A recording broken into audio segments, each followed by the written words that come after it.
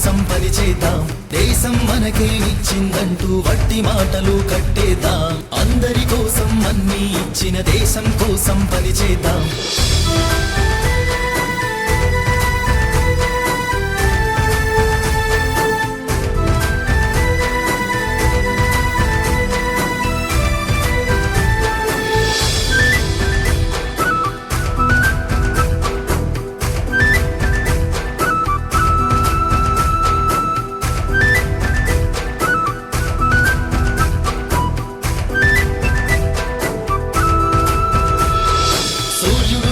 కిరణాలిస్తే వాయువు ప్రాణం